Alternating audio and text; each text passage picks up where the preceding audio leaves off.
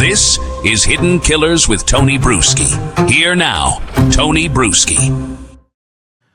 The company you keep, it certainly matters. Your mother may have told you that. Someone in your past may have said, you don't want to be judged by those friends of yours. They're from the other side of the tracks, so they might get you in trouble.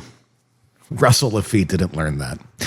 You could say the fall began with a signature, not a scream, not a shot, not a smoking gun, just a name on a loan, a check cashed too easily, a form filed in trust, and file filled with lies.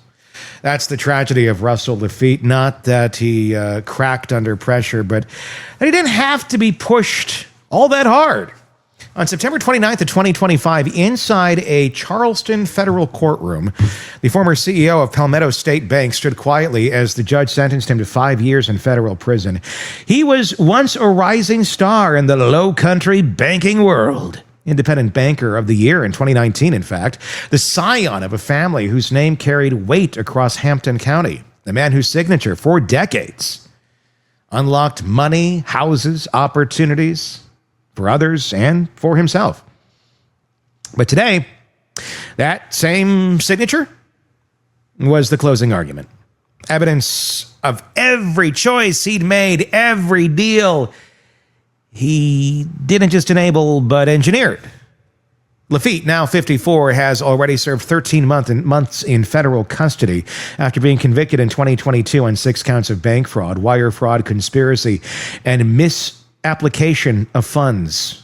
You know, like you look for in your local community banker. But an appellate court vacated that conviction in 2024, citing a mishandled juror substitution. He could have fought it.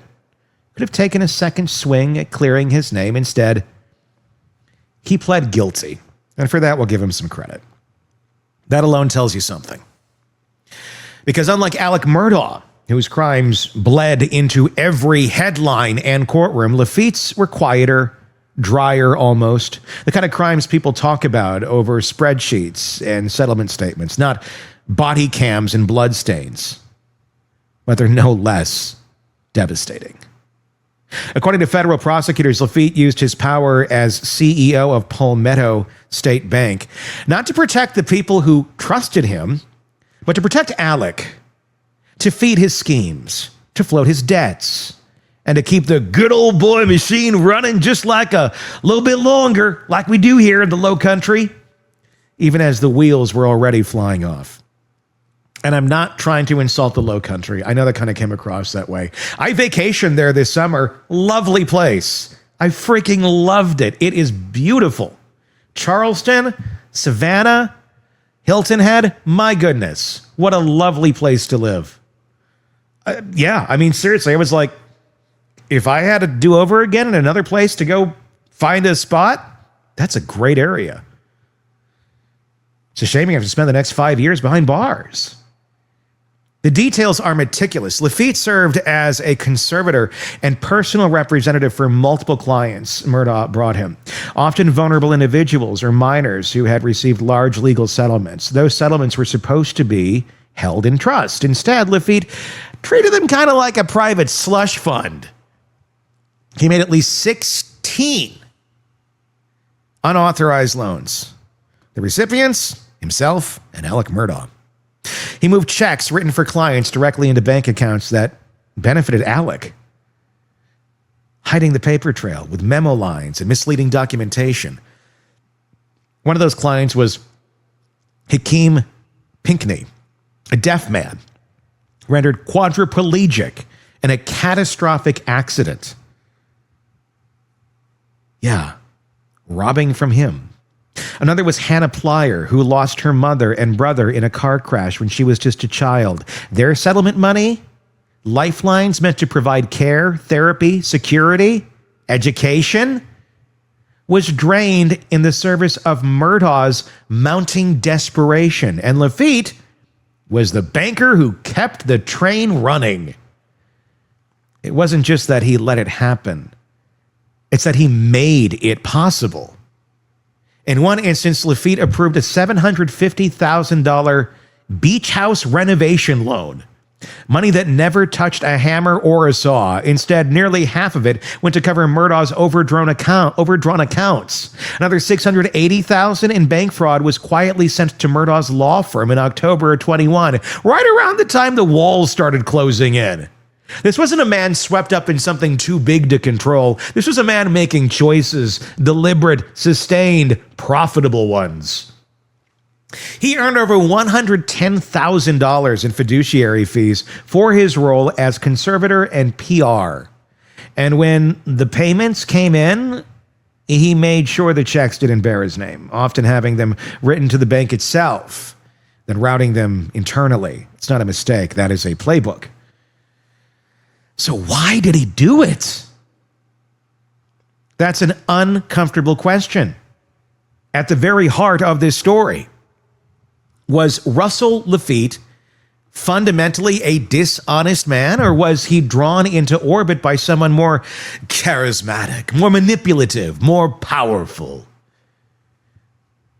Was he a fraudster in his own right, or just another casualty of proximity to Alex Murdaugh?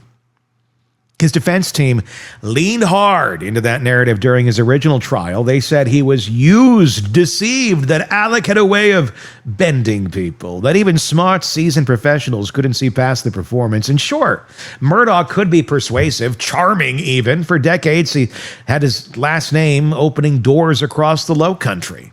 He wore the legacy of a dynasty, 3 generations of prosecutors in a place where the law often felt like a family business. But the facts don't support the dupe defense. Not anymore. In his 2025 plea agreement, Laffitte explicitly admitted that he knew what he was doing, that he was aware the funds belonged to injured clients and minors, that he structured transactions to avoid triggering oversight, that he failed to file suspicious activity reports when he should have, that he wasn't just along for the ride, he was behind the wheel for a large part of it as the getaway driver. It doesn't absolve you of anything, whether you now regret it or not. That admission guts the illusion of innocence, and it forces us to wrestle with a deeper truth. Sometimes the people enabling the worst crimes look nothing like villains. They wear ties. They go to the Rotary Club. They chair boards. They don't snap. They erode. In many ways, that's what makes his story so devastating. It's not just the theft, it's the betrayal, the quiet, calculated way someone in a position of immense trust decided that the rules didn't apply when friendship or power was on the line. And that betrayal doesn't stop at Russell Laffitte. He's just one part of the infrastructure that allowed Alex Murdaugh to keep the illusion going far longer than he should have. Another was Corey Fleming, the attorney friend who helped steal from the Satterfield family. He's serving 46 months federal, plus 10 years state. Together, these weren't just isolated enablers. They were a system, a network, a closed loop of privilege, proximity, and self-interest. What you see in the Murdaugh saga again and again is how deep that loop ran, how long it took for accountability to crack through, and how many people had to be hurt financially, emotionally, sometimes fatally, before the music finally stopped. Russell Laffitte may not have pulled any triggers, but he helped keep the lights on, and not in a cheeky Tom Bodette sort of way. He helped keep the money moving. And in doing so, he made the destruction ever too possible. The state of South Carolina hasn't finished with him yet. On September 25th, 2025, just days before his federal sentencing, Laffitte pled guilty to 8 state charges, including criminal conspiracy and breach of trust. He's scheduled to be sentenced on those charges in mid-October. The state has agreed to conduct an 8-year sentence, a concurrent 8-year sentence, which would effectively run alongside his federal time. And if early projections hold, that could mean that he might be out as soon as May of 2027. Whether that feels like justice probably depends on which side of the checkbook you were on. let's be honest, there was really only one other person on the other side of the checkbook, Alex Murdaugh. But here's what we do know. Laffitte has already paid back over $3.5 million in restitution.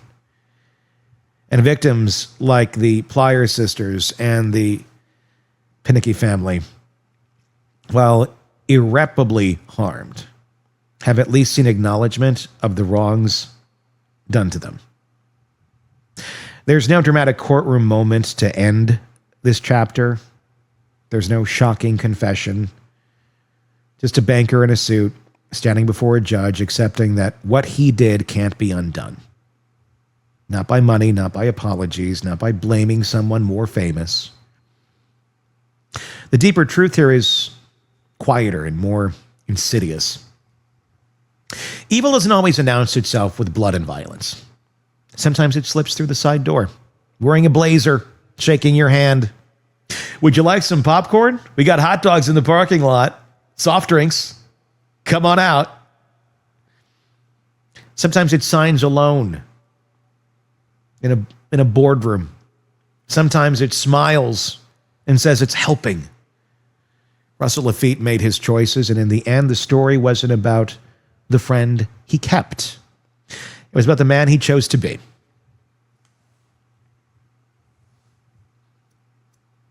And that's how this chapter of the Murdaugh saga ends.